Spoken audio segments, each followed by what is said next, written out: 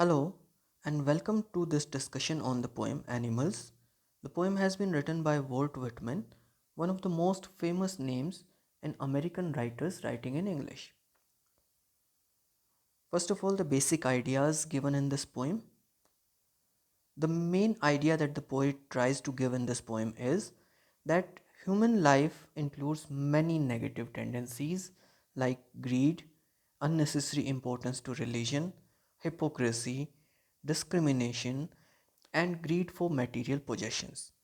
The poet continuously criticizes human life for including such negative things in their life which are missing from the animal life. Animals lead simple and satisfied life. This is what the poet tries to present before us in this poem. And finally, the poet suggests that there is a deep relationship between human beings and animals. The way in which the poet has presented these ideas is also very unique. The poet shares qualities that the animals include in their life and the qualities that are missing from their life. And the purpose for sharing these qualities of animals is to criticize the negative tendencies of human life. The poet shares qualities of animals to indirectly negate the negative tendencies of human life. He does not directly mention that human life includes many negative tendencies, but he mentions that the praiseworthy qualities that are present in animals are missing in human beings. And instead of saying that directly, the poet simply praises animals for these positive qualities and for lacking the negative qualities which are part of human life. So, the qualities may they be positive that belong to animal life, or may they be negative that are missing from animal life, have been mentioned to indirectly point out the negative tendencies in human life. Now, Walt Whitman was born in 1819 and he died in 1892. He is one of the most well known American poets. This section of the poem Animals has been taken from his work Song of Myself.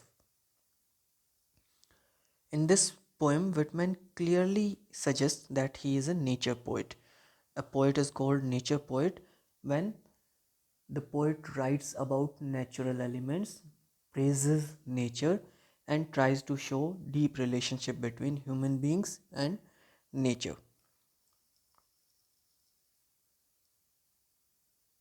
Now let us discuss the text of the poem.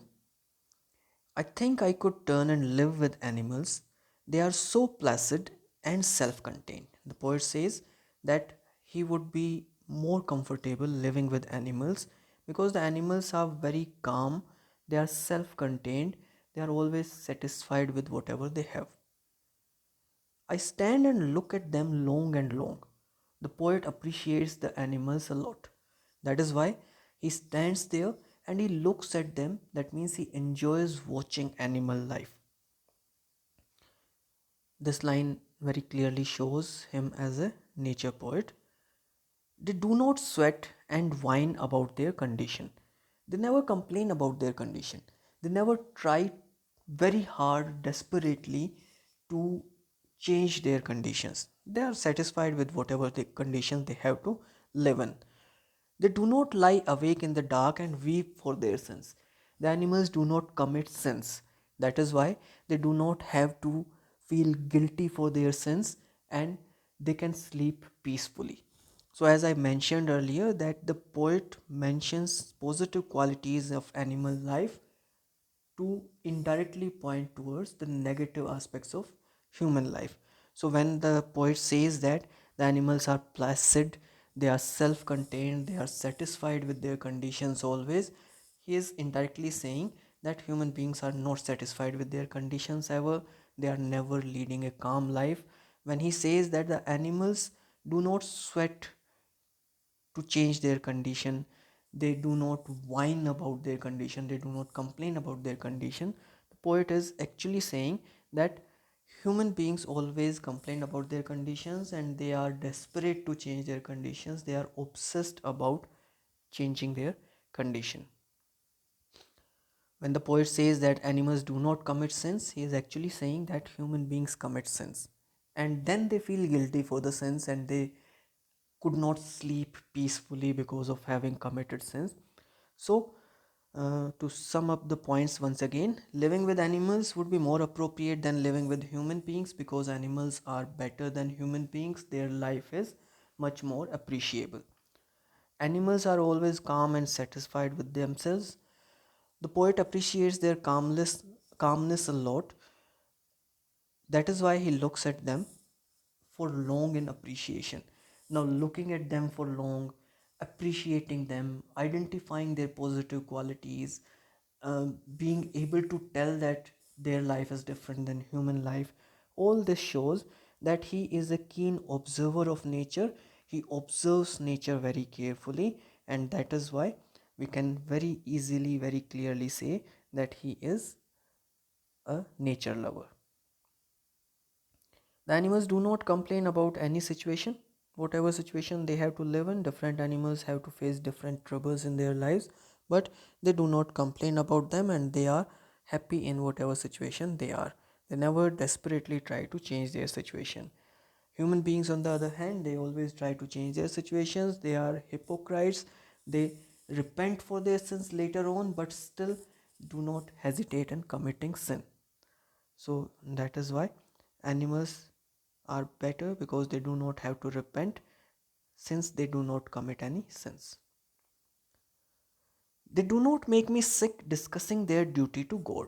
Now, the poet points towards the human tendency of giving undue importance to religion. He says that animals do not discuss their duty to God, do not show off discussing their duties towards God. Not one is dissatisfied, not one is demented with the mania of owning thing. No animal is dissatisfied, no animal is facing the mania of owning things. No animal is obsessed about having lots of things, lots of facilities in their lives. Not one kneels to another, nor to his kind that lived thousands of years ago. There is no difference, no discrimination among animals. All animals are similar, whether they are our ancestors or they are somebody living in better condition than us, they all are equal.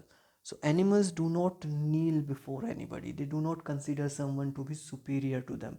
Similarly, they also do not consider themselves to be inferior to anybody. All animals are considered equal. So that is why not one is respectable or unhappy over the whole earth. No animal is particularly respectable. No animal is considered to be more important than the others. Similarly, no one is unhappy. Now, if there is no discrimination, then there would be no unhappy uh, person, no unhappy living being. So, the poet again, by pointing towards the missing negative tendencies in animal life, is telling us that these negative tendencies are part of human life. Animals do not show off their religious nature, while human beings do. Human beings always try to show that they are God fearing people and they respect God a lot and they always follow religion.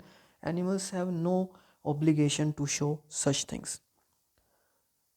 They do not feel mania of owning facilities and things. That is why they are not dissatisfied. While human beings, the most important thing for them is to own lots of things, to own things better than other human beings. So that is why they are always dissatisfied with their lives.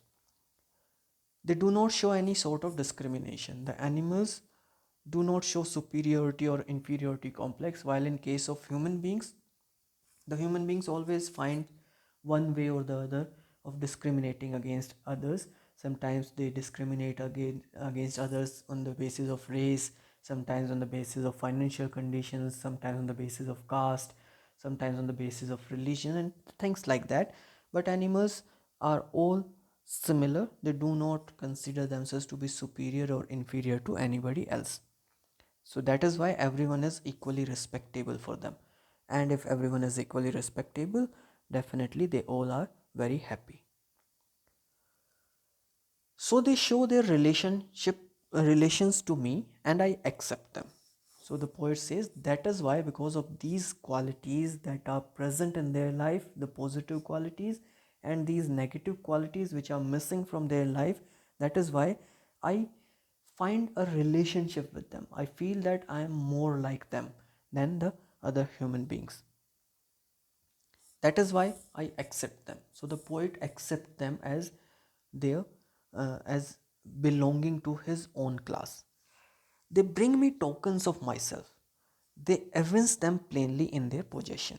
The animals very clearly show some tokens, some signs which suggest that they are similar to the poet. So these tokens are very clearly visible in case of the animals. I wonder where they got these tokens. Now, those tokens. Now the poet is confused that how are the animals so similar to him. He is confused that how can his nature be so similar to the nature of animals. So he is indirectly saying that he is more comfortable in the company of animals because the animals think the same way as he does about life. Did I pass that way huge times ago and negligently drop them? Now, the poet probably points towards the theory of evolution. The theory of evolution, which was given by Darwin, which is studied in biology, it tells that human beings evolved from monkeys, from other living beings. The first life evolved in water, then from them evolved amphibians, then from them evolved the animals which started living on earth, and so on. The evolution kept on going on, and all the different species were developed over millions of years. So he is saying in an indirect manner that human beings have developed from the animals. So actually all human beings, not only the poet becomes a representative of all human beings here, that all human beings have close association with animals, just that they have forgotten this relationship and they have started including these negative things in their life which should be changed. So, to sum up once again this last part of the poem, the poet's nature resembles that of animals. His nature is very similar to the nature of animals. He also has similar qualities and he is missing those negative qualities from him, which are very common part of other human beings. So he considers the animals to be his companions rather than the other human beings. Animals and poets show signs of similarity. This has been mentioned very clearly in these lines. The poet points towards the theory of evolution in an indirect manner that human beings too used to be like the animals. But in the process of evolution and in the process of modernization that followed it, they have lost the positive qualities and they have developed some negative qualities. Now, the major points once again that have been summed up in the poem. The poet sums up the positive qualities found in animals and also the negative qualities that are missing from them. The purpose of mentioning these qualities, the positive qualities as well as the negative qualities, is to show that animals are better than human beings because their life is more positive than that of human beings. Now, the poet does not say that in direct terms. The poet does not directly negate, directly criticize the human life, but indirectly he is saying that human life is full of negative qualities. The appreciation that the poet shows towards the animals shows his affection for them as well as his closeness to nature, because very clearly he has studied animals very carefully, and if he appreciates animals, that means he is all affectionate towards them, which shows that he is a nature loving person. The poet gives a message that human beings should revert to the simple life that they used to live in the past, and they should learn from animals how their life should be if they have to lead a positive life. So, that is all for the poem. Thanks a lot.